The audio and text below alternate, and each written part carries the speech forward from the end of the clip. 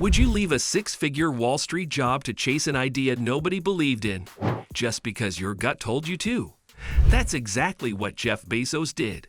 He left stability, risked his savings, and started Amazon in a garage when the internet was still a mystery to most.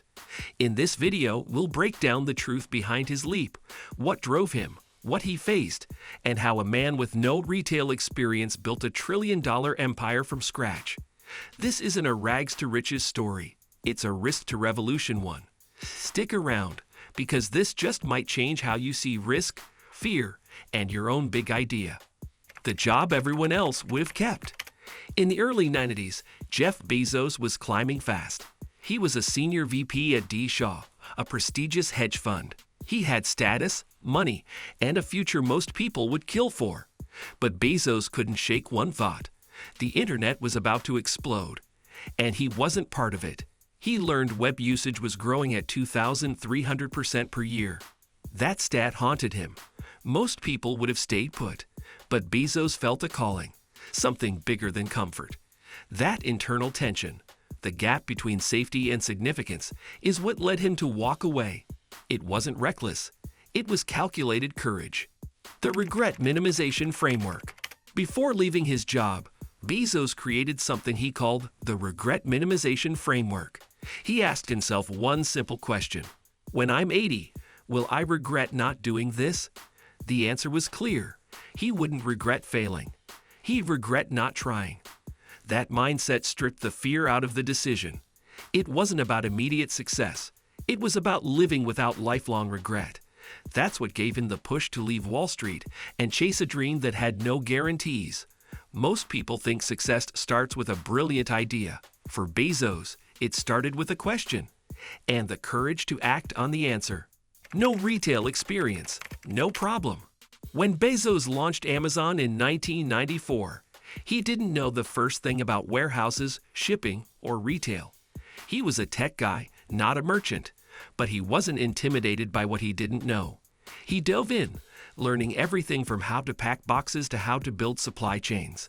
He hired smart, scrappy people and figured it out as he went. That lack of experience became a strength. It meant he had no bad habits to unlearn. He could reinvent the rules from the ground up. He didn't need to know everything. He just needed to keep learning faster than anyone else. Why books were just the beginning. Bezos chose books not because he loved literature, but because it made business sense.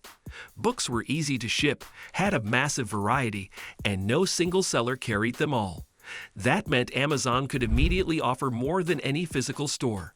But make no mistake, Bezos never wanted to just sell books. He called it the first best product to start with. From day one, he envisioned Amazon becoming an everything store. Books were the gateway. The long game was always world domination. That level of vision, from garage startup to global marketplace, wasn't an accident. It was embedded in the business from day one. The garage that launched a revolution. Amazon's first office was a rented home in Bellevue, Washington. The warehouse was the garage. Bezos and his small team worked long hours on folding desks made of doors, cheap, symbolic, and scrappy. Packages were shipped by hand. Bezos even personally drove orders to the post office. But that garage wasn't a limitation. It was a launch pad. It kept them lean, focused, and hungry. Bezos didn't try to look successful. He tried to be successful. That humble beginning gave Amazon its culture. Frugal, fast-moving, and unafraid to get its hands dirty. It wasn't polished, but it was powerful. Ignoring the doubters and the noise. When Bezos started Amazon, people laughed. Investors didn't understand e-commerce. Friends questioned his sanity. The media called it a fad and doubted online shopping would last. Bezos didn't flinch. He had clarity. He knew where the internet was headed, and he trusted the data, not the doubters. That thick skin became one of his superpowers. He didn't build by consensus. He built by conviction. It's easy to look brave in hindsight, but back then, he was betting on a future only a few could see. And that willingness to look foolish, that's what made him a visionary, not just an entrepreneur. Obsession over customers, not competitors. From day one, Bezos had one guiding principle: customer obsession. He didn't care what competitors were doing.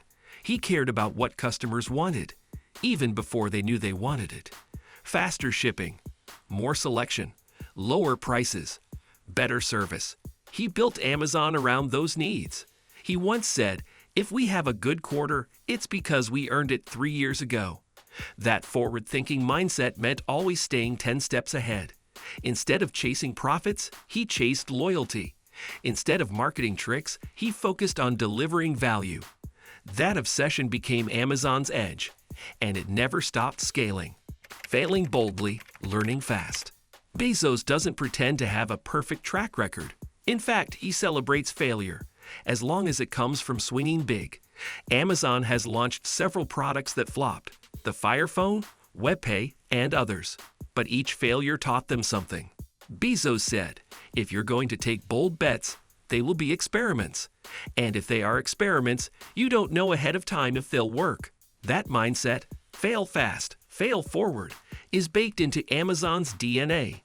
It's how they launched AWS, Alexa, and Prime. Bezos knew innovation comes at a cost, and he was willing to pay it, living below his means while betting big. Despite building a tech giant, Bezos kept his life low-key in the early years. He drove a Honda Accord, took a modest salary, and reinvested nearly everything into Amazon. That discipline wasn't for show, it was strategy. He believed Amazon's value wasn't in profits today, but in its potential tomorrow. While Wall Street pressured him to show quarterly earnings, Bezos stayed focused on scale. That meant sacrificing short-term wins for long-term dominance. His personal frugality mirrored the company culture: practical, focused, and future-driven. He didn't need luxuries. He needed leverage. And that's exactly what he built. The relentless drive behind the calm face. Bezos is often calm in interviews, but behind the scenes, he's ferocious. Colleagues describe him as intense, demanding, and hyper-focused. He pushed for excellence, clarity, and accountability. Mistakes were dissected. Assumptions were challenged. He created a culture of disagree and commit, where debate was welcomed but decisions were final. That tension fueled innovation. He wasn't mean, but he was relentless. His calm demeanor masked a competitive fire that never cooled. He didn't want Amazon to win a little. He wanted it to own the future, and he worked every day for decades to make that happen. From online bookstore to everything empire, today, Amazon is more than a retailer. It's infrastructure. AWS powers much of the internet. Prime changed consumer behavior. Kindle reinvented reading. Alexa brought voice tech into homes. None of this happened overnight. It was the result of bold bets, constant reinvention, and a leader who wasn't afraid to break the mold. Bezos didn't settle after the first win. He expanded, reimagined, and pushed boundaries. The company that started by selling books now sells cloud computing, groceries, and original content. Because the goal was never just to sell more stuff. It was to change how the world works. The legacy of a risk worth taking. Looking back, Bezos' decision to leave his safe job and start Amazon in a garage seems genius. But in 1994, it looked insane. That's the truth about vision. It only makes sense in reverse. Bezos risked his career, his money, and his reputation. And he did it not because success was guaranteed, but because the regret of not trying was too heavy to carry. His legacy isn't just the company he built. It's the lesson he left behind. If you believe in something enough, bet on it. Even if you have to start with nothing but boxes in a garage. Jeff Bezos didn't start Amazon with power or privilege. He started with a gut feeling, a wild idea, and the courage to risk everything for it. His journey proves that success isn't about playing it safe. It's about backing your vision when no one else sees it. If his story fired you up, hit like, leave a comment, and share it with someone who needs that extra push. And make sure to subscribe to Spark Your Soul, where we bring you the stories that remind you. Your boldest risk might be your greatest move.